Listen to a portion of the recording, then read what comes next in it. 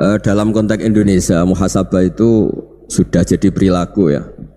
Karena dulu orang tua saya, guru-guru saya kalau ngandani itu, bayangkan kalau kamu jadi dia. Jadi misalnya kita mentang-mentang atasan, otoriter sama bawahan, bayangkan kalau kamu jadi yang bawahan itu kayak apa? Laukun tamakanah, kalau orang Arab bilang, bayangkan kalau kamu di posisi dia. Makanya guyonannya orang-orang Indonesia itu kan orang ngaramkan judi gitu, bareng dikasih tahu. Tapi yang menang anak jenengan, alhamdulillah. Ternyata ngaramkan itu karena ada anaknya. Kalau anaknya yang menang ya seneng. Meskipun itu guyonan, tapi saya punya padanan itu dalam kitab Hikam. Nabi Ibrahim itu Khalilur Rahman, tentu bencinya minta ampun sama yang namanya maksiat. Suatu saat beliau diterbangkan di alam malakut. Itu kalau di Hikam saya halaman 15 juga.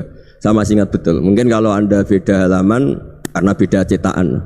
Atau enggak punya kitabnya. Atau punya tapi tidak bisa baca. Nah itu jadi berbagai kemungkinan. Atau punya tidak bisa baca tapi dianggap jimat. Atau digo pencitraan. Banyak itu kaji-kaji tidak bisa baca kitab tapi di ruang tamunya kitabnya besar-besar.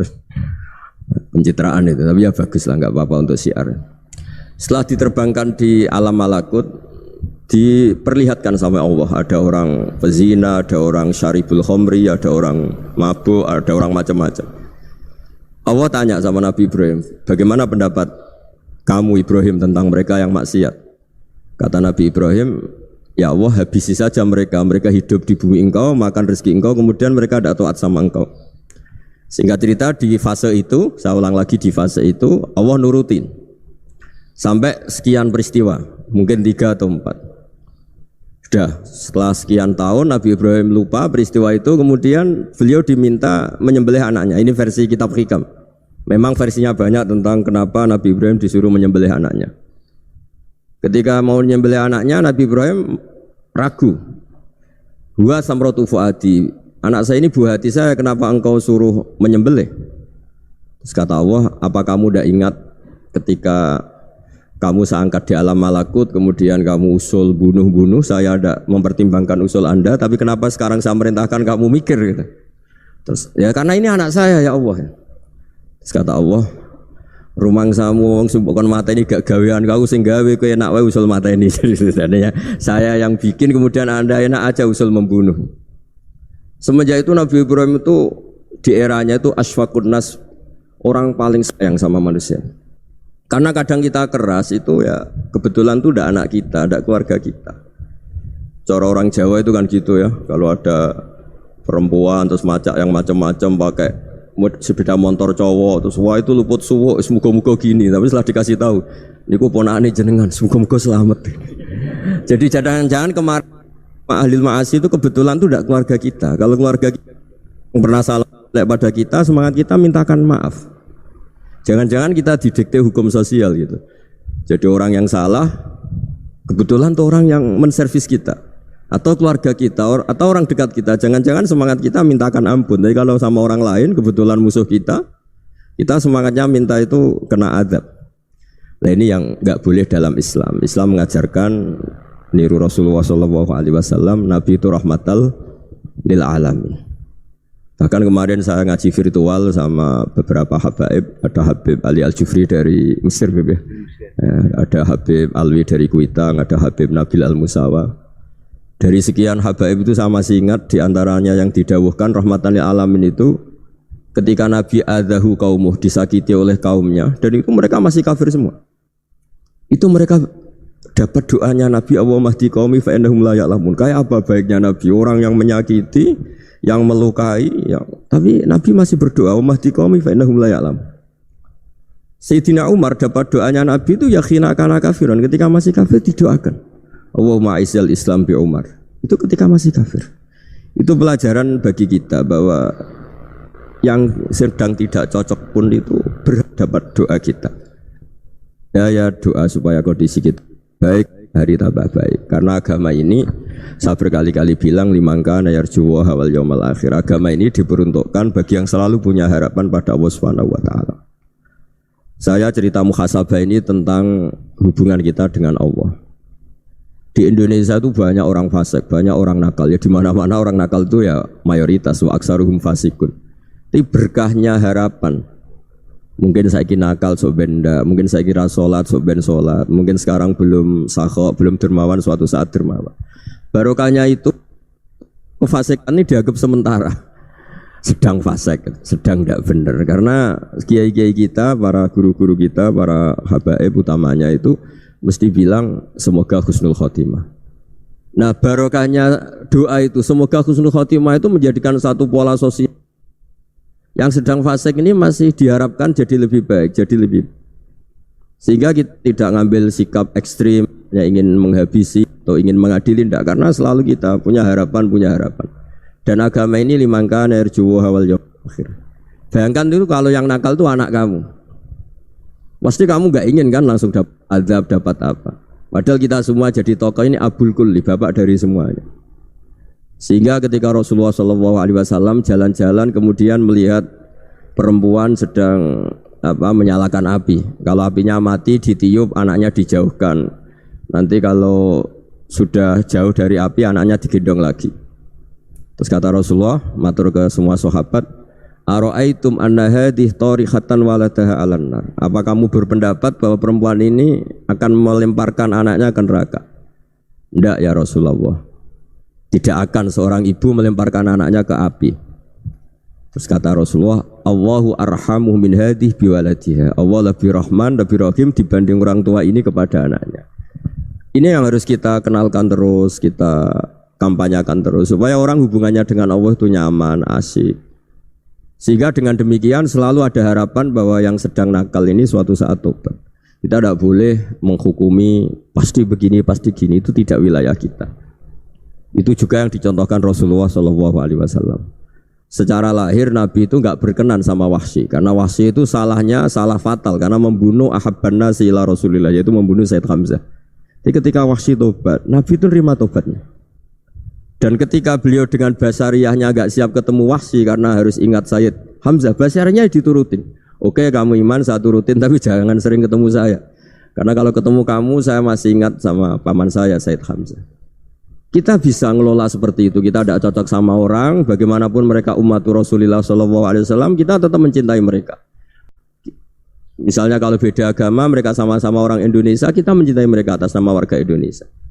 Tapi kalau misalnya potongannya ora cocok, beda kultur, bawaannya itu mangkelno cara Jawa, ya bisa diilmoni, jangan ketemu. Wong sudah tidak cocok, ingin ketemu nyari solusi. Roh ini tok seneng itu kan ya repot itu. Ya sudah kalau nggak mati cocok ya jangan sering ketemu. Dan itu kita bisa memanage seperti itu tuh bisa. Saya berkali-kali cerita tentang Imam Syafi'i. Kalau dikasih tahu ya Imam Abu Abdillah, panggilannya Imam Syafi'i, tetangga anda ini ternyata banyak yang nggak senang anda. Jawabnya beliau senang. Ya bagus kalau nggak senang saya, anda utang saya katanya. Jadi gara-gara saman seneng aku ngatur aku ini kan. Dan mungkin saman rasa seneng kan ya enak. Jadi hidup itu dianggap happy. Kalau seneng ya teman silaturahim, kalau nggak seneng ya nggak bakal utang gitu. Baru kaya seneng itu nggak ganggu. Gitu. Jadi dulu itu orang bisa ngelola seneng nggak seneng itu bisa. Karena ada kearifan hubungan dengan Allah Subhanahu wa ta'ala. Hidupnya selesai karena masyghul bi dzikrillah, mereka sibuk dengan Allah. Makanya kata ulama-ulama tasawuf, kamu jangan melihat manusia perilakunya, tapi kamu juga harus ingat yang gerakkan semua itu Allah Subhanahu wa ta'ala. Dengan demikian kita farah, kita senang. Makanya Nabi kalau ngutus Anas bin Malik kemudian enggak kesampaian yang diinginkan karena Anas main, ketika garwa-garwani Nabi agak tersinggung, Nabi andaikan Allah menghendaki yang saya inginkan kesampaian, pasti itu kesampaian. Jadi dianggap kegagalan Anas gak manggil yang dituju Nabi itu ya kersane Allah, ya enteng saja. Sayyidina Ali lebih parah lagi yang dialamin. Itu dalam beliau kalau dipanggil itu gak cepet-cepet ke sana. Ketika ditanya, kenapa kamu tak panggil gak cepet ke saya? Amin tu ukubatak. Karena aku tahu engkau orang baik. Orang baik itu pemaaf. Jadi makanya orang-orang soleh dulu itu bodoni itu. Makanya sekarang kalau ada orang bodoni itu mesti beda orang soleh. Kalau orang-orang soleh itu kakean husnudzon akhirnya sering dibodonin. Abdullah bin Umar itu masyhur itu.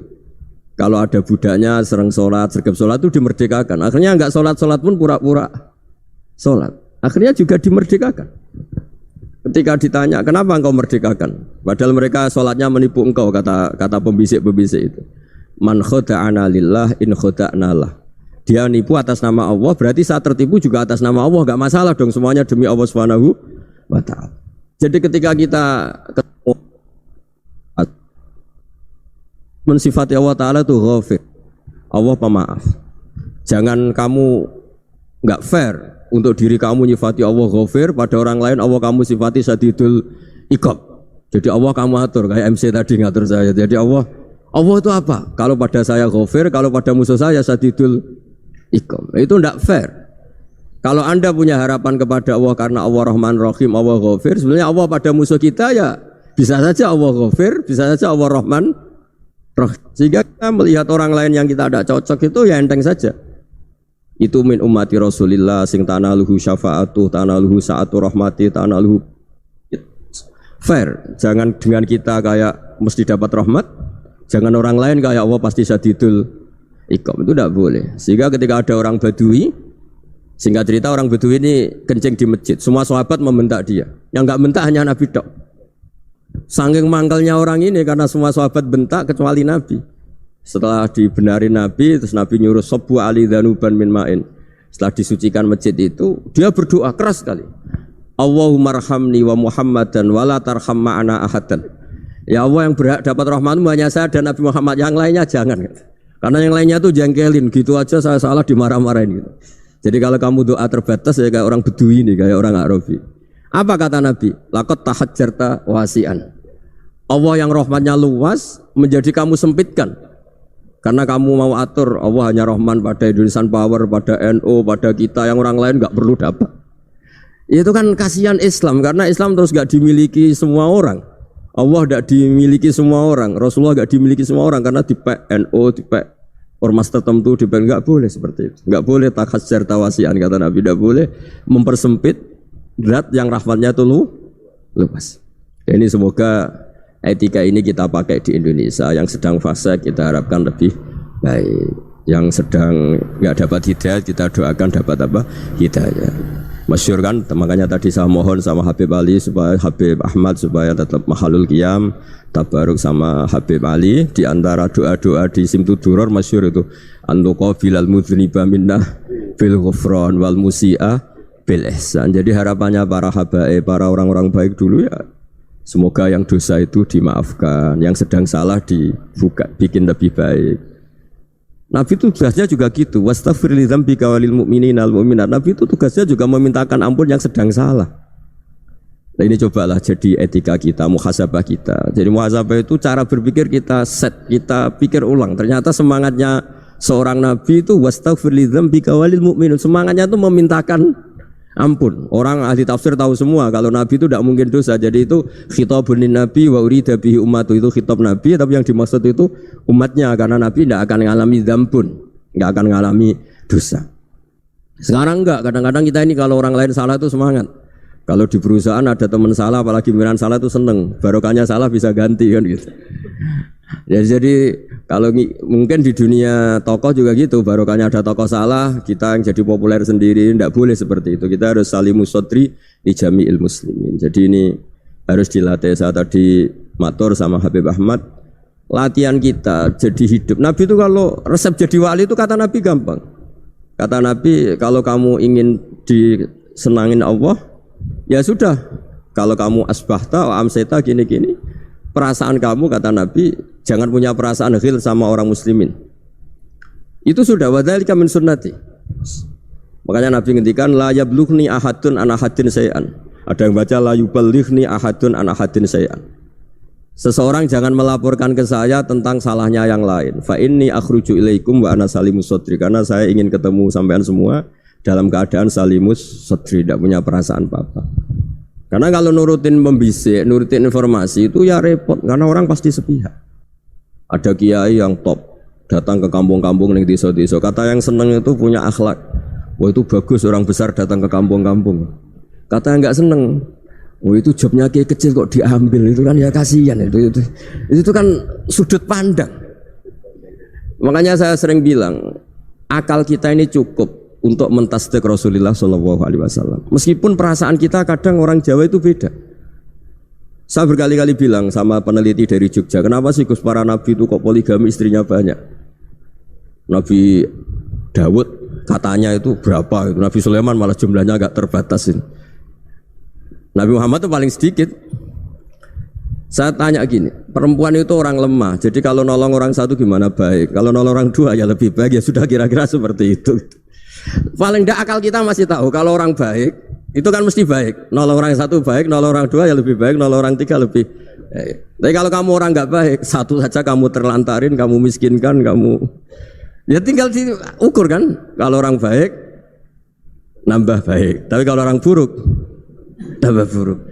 Nah itu akal. Akal kita bisa menganalisis kenapa sih nikah itu ada yang poligami, ada yang enggak. Sudah ukur saja diri kamu. Misalnya kayak saya elek keriting, rabi terus, memperbanyak wong elek. Orang perilaku netok raine dadi elek kabeh gitu. Tapi nak kowe iku ganteng, alim, ganteng, sugih, anake ganteng-ganteng, berhubung kowe saleh ahli swarga kabeh, mertua yo bangga karena karir kamu meyakinkan. Ini mertua kamu aja enggak bangga mau nambah.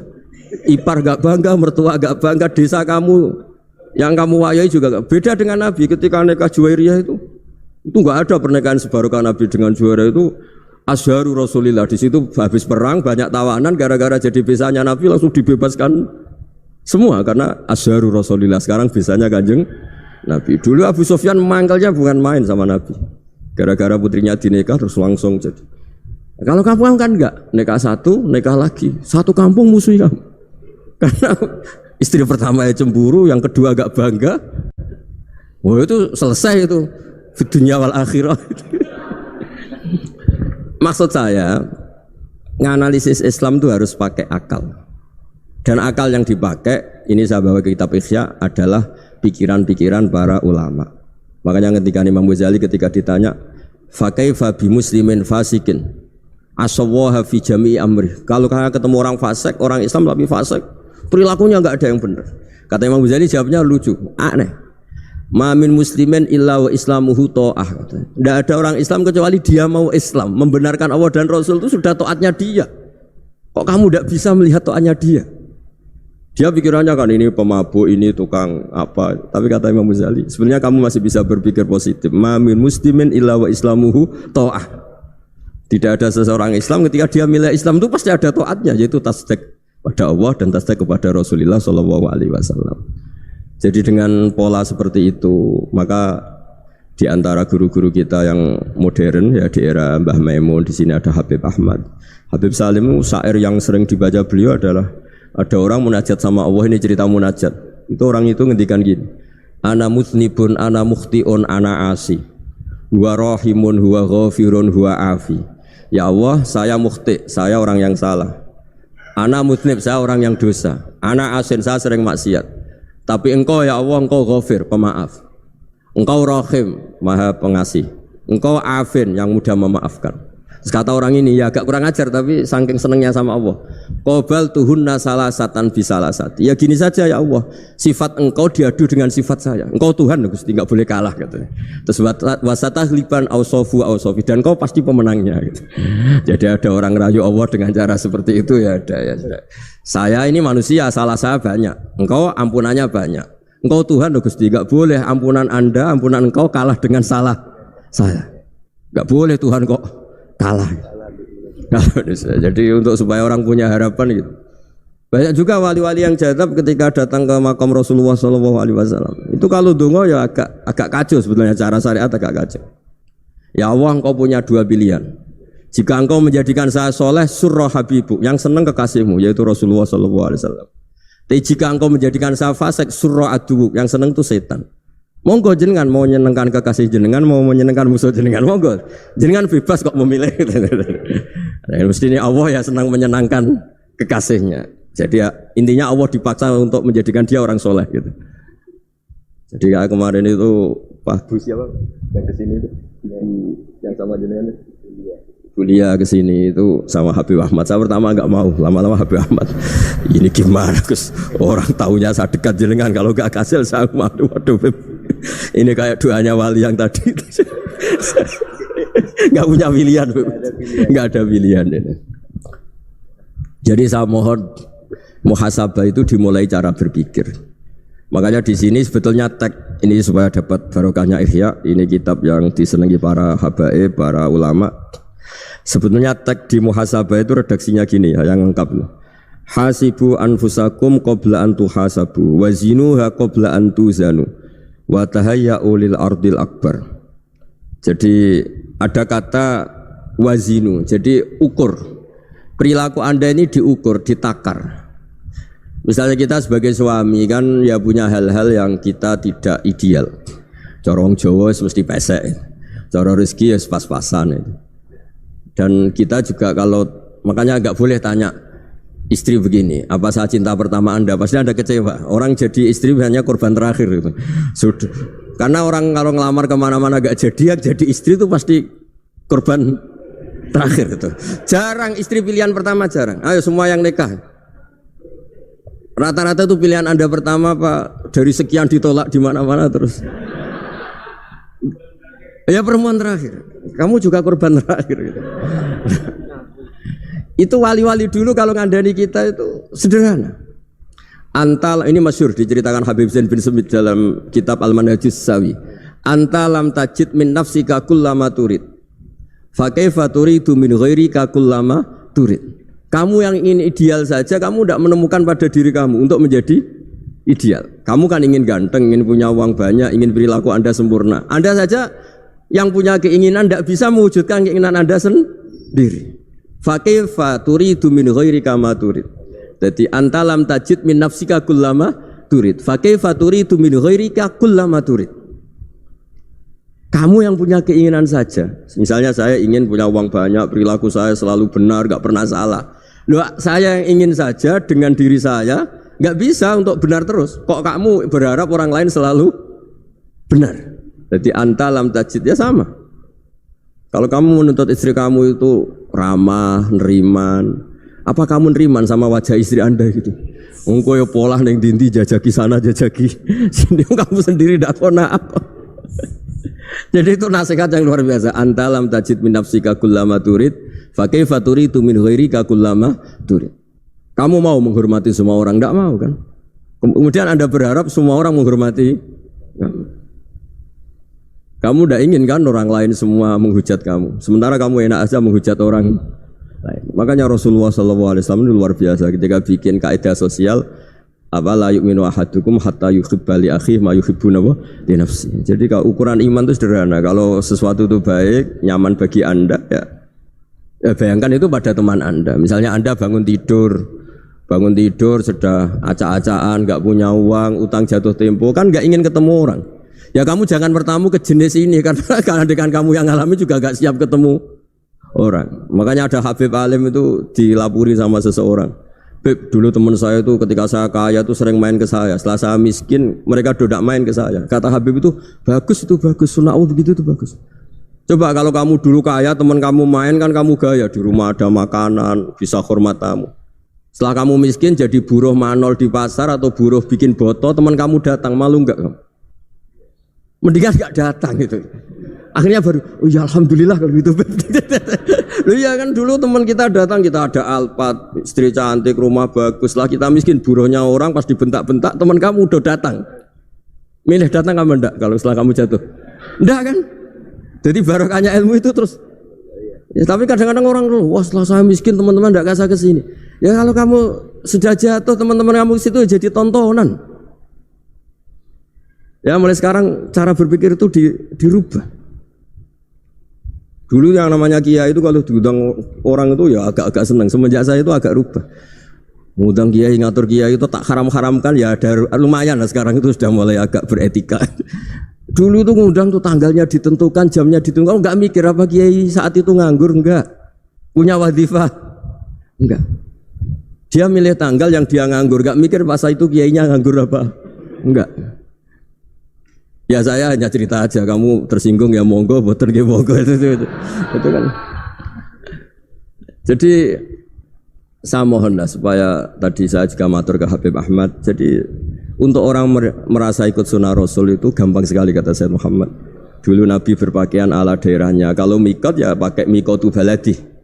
Karena Nabi orang Madinah dan beliau berdomisili di Madinah ya misalnya mikotnya dari Bir Ali misalnya. Tapi kalau Anda orang kawasan Tanim mau umroh ya dari Tanim, misalnya kawasan Jirona ya dari Jirona. Artinya apa?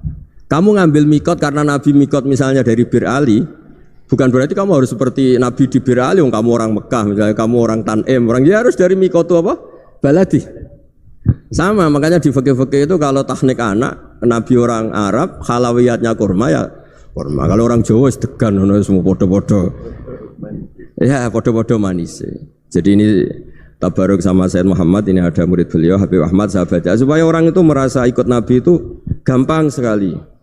Ini saya baca ya di halaman tadi disaksikan Habib Ahmad 433 di kitab apa ini? Manhajus Salaf fi Fahmin Nusus. Itu kata Sayyid Muhammad, wa kanat sunnatu Rasulillah annahu yat'amu ma yajiduhu fi ardi wa yalbasu ma yajidu wa yarkabu ma yajidu mimma abahu Allah ta'ala. Faman istamala ma yajidu fi ardi fa huwa al-muttabi' lis-sunnah. Kama annahu hajjal baita min madinati. Faman hajjal baita min madinati nafsihi fa huwa al-muttabi' lis-sunnah. Wa illam takun hadhil madinatu tilka. Jadi intinya misalnya Nabi dulu itu ngasih sedekah kepada fakir miskin ya pakai dinar, dirham. Ya kalau orang misalnya sedekah pakai rupiah ya sudah ikut sunnah Nabi. Jangan lu Nabi pakai dinar loh, kamu kok pakai rupiah. Dulu dinarnya Nabi udah ada tulisannya Bank Indonesia, kamu ada tulisannya Bank. Ya tidak ada seperti itu. Ya jadi misalnya Nabi sedekah pakai tamar atau pakai al-aqid, ya kita pakai beras, pakai apa? Supaya orang tuh bahwa Rasulullah itu milik kafatal linnas, milik semuanya. Sehingga merasa ikut sunnah Nabi itu ya semuanya. Makanya dulu Mbah Mun kalau motivasi saya supaya bombong, kalau orang Jawa bilang bombong. Wong Jawa mesti ono wong alim. Beliau menyontohkan Mas itu Mbah Fadol, Senori, Mbah Ihsan Jambes. Itu bisa ngarang-ngarang kitab luar biasa padahal beliau bukan orang Arab. Imam Sibawai itu orang Persia, Imam Ghazali orang Tus itu juga ikut Persia. Kata Imam Mun, wong sing ora Arab lah mesti untuk jatah alim kata beliau. Karena Nabi itu diutus kafatal linnas. Nah ini kalau orang yang alim itu Arab tok berarti tidak ada perwakilan dari Afrika, dari Asia Tenggara, dari mana-mana. Makanya karena Nabi statusnya itu kafatal linnas. Jadi kita harus bangga sebagai Muslim, sebagai orang Indonesia karena misalnya Wali Kutub dulu terkenalnya hanya ada di Yaman, di mana. Ternyata pernah ada juga di Indonesia dan seperti Habib Abu Bakar Segaf Gresik. Jadi ya artinya kan tetap orang Indonesia meskipun beliau zuriyah Rasul kan ya sudah orang apa? Orang Indonesia. Zuriyahnya Habib Ali Simtuduror sekarang di Solo.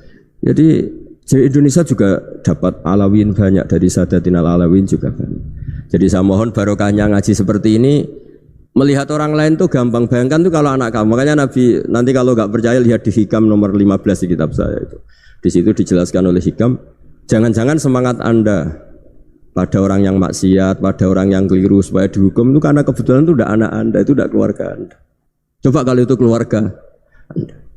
Makanya kalau saya guyonan di Jogja itu ada pembantu mecahkan piring terus dimarahi majikannya, saya mesti guyon gitu. Pasti itu pembantunya tidak cantik.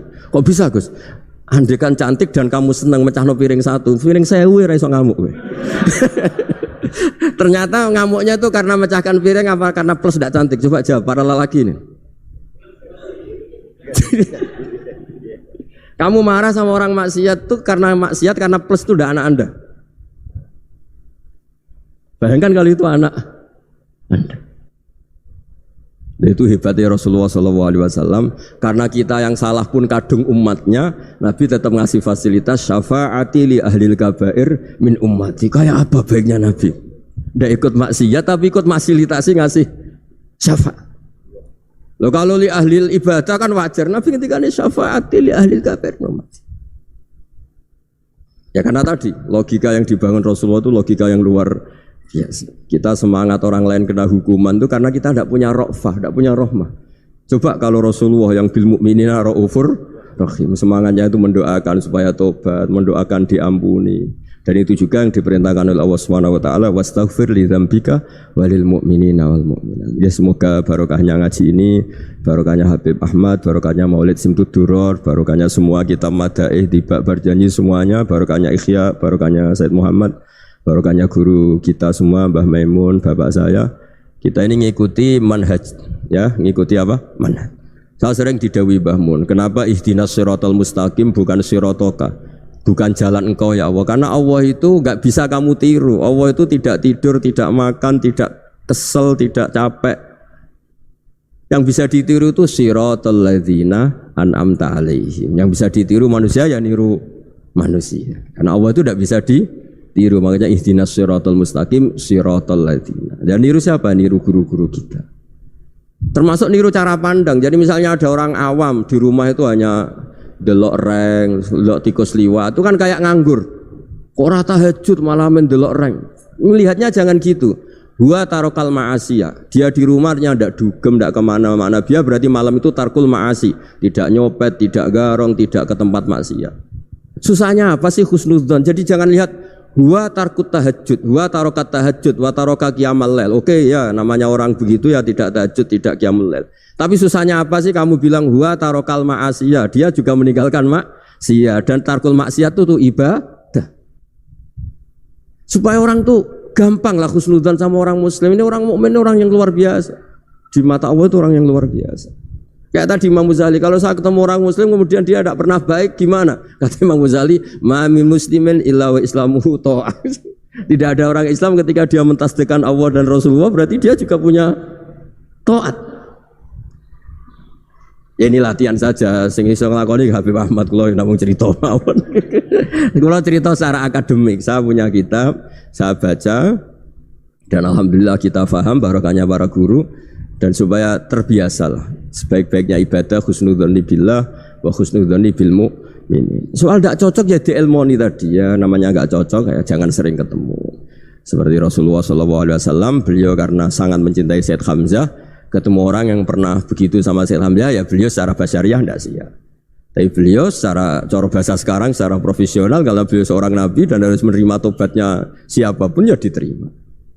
Saya meskipun dengan A, B gak cocok karena dia begini-begini sama saya, tapi saya ingat dia sholat, dia baca sholawat, dia mencintai Rasulullah, ya kita hormat. Ya soal gak cocok ya di manage tadi ya, zuruhiban tasdid huban, kalau gak pati cocok ya jangan sering ketemu, bawaannya enak nanti. Ya semuanya itu diilmoni lah. Makanya ngendikane Ma'ruf Al-Qurhi ada yang baca Al-Kharqi, mangqala fil yaumi salasa marrat aw marham ummata Muhammad kutiba minal abdal. Karena semangat mencintai siapapun satu hari sering baca marham ummata Muhammad, wa asli ummata Muhammad, wa tajawaz an ummati Muhammad, itu mesti kutiba minal abdal. Dia pasti termasuk wali abdal. Maksudnya semangat mencintai ya dilatih lah. Misalnya Indonesia Power atau PLN, andai kan tidak ada PLN itu kayak apa? Orang nggak bisa ngaji, tidak bisa aktivitas, ya barokahnya ada PLN, barokahnya jasanya. Kita sadar, tidak semua kebaikan kita ini memenuhi keinginan orang banyak. Orang banyak ingin listrik, ingin saluran apa, dan itu kadang yang mewujudkan orang lain atau kelompok lain. Ya karena itu manfaat ke orang lain ya kita doakan. Karena khairunas anfa'uhum linnas, sehingga kita terbiasalah ngakui orang lain. Seperti semangatnya Rasulullah SAW, semuanya itu didoakan, semuanya diinginkan kebaikannya. Bahkan Nabi gak putus asa sampai di akhirat. Ketika Nabi lain sudah putus asa karena sudah akhirat, sampai dimintai syafaat semuanya bilang nafsi, nafsi. Karena merasa semuanya gak punya nyali di depan Allah. Karena ini sudah akhirat, sudah finish. Tapi apa Rasulullah? Analah. Ya sudah, saya sanggup mensyafaati kalian. Terus kata Nabi, fa'atiyal arsya. Saya mendatangi aras fa'akhiru lahu sajidan, saya sujud wa ahmaduhu bima hamida 'allamani rabbi. Kemudian saya tetap muji Allah dengan pujian yang terus menerus. Padahal sudah di akhirat, sudah finish. Nabi dimintai syafaat masih sanggup karena Nabi tahu akhirat tidak bisa mendikte Allah, tidak bisa Allah terus bilang, "Ya Allah ini akhirat, engkau sudah tidak boleh mensyafaat." Tidak bisa. Allah tidak bisa diganggu akhirat. Allah tidak boleh dibatalkan rahmannya oleh akhirat. Allah tetap Rahman Rahim abadal abad. Dan Nabi tahu itu. Makanya kata para ulama, fa Muhammadun ahmadu min ghairihi. Jadi Nabi Muhammad namanya dua, yang terkenal. Sebenarnya banyak yang terkenal dua, Muhammad sama Ahmad. Ketika Nabi punya nyali memuji Allah di akhirat atau sudah di akhirat, itu fa Muhammadun ahmadu min ghairihi. Ketika Nabi lain sudah tidak punya nyali muji Allah karena sudah akhirat, Nabi Muhammad tetap berani muji Allah di saat seperti itu. Makanya Ahmadu di situ kata ulama itu af'al tafdil, fa Muhammadun ahmadu min ghairihi. Kanjeng Nabi lebih memuji Allah di saat yang Nabi lain sudah tidak punya nyali untuk memuji Allah di saat itu. Makanya kata Nabi fa akhiru lahu sajidan wa ahmadhu bima hamida 'allamani rabbi. Akhirnya setelah lama gitu terus Allah ngendikan ya Muhammad irfa' ra'sak wasal tu'tah wasfa' tusyaffa. Sudah Muhammad, angkat kepala kamu minta apa saat turutin, dan kalau kamu ingin mensafati umatmu saya beri hak napa? Syafa'. Nah, semoga semangat itu juga menjadikan kita munajat bahwa rahmat Allah tidak terbatas, harapan juga tidak terbatas. Mungkin yang sedang nakal ya kita katakan sedang, jangan terus kamu pastikan wah ini mesti suul khotimah, mesti tidak orang baik. Tidak, agama ini liman kana yarju wal yaumal akhir, selalu bagi yang punya harapan. Ya, mugi-mugi dapat barokah semua. Mantu dengan kata wassalamualaikum warahmatullahi wabarakatuh.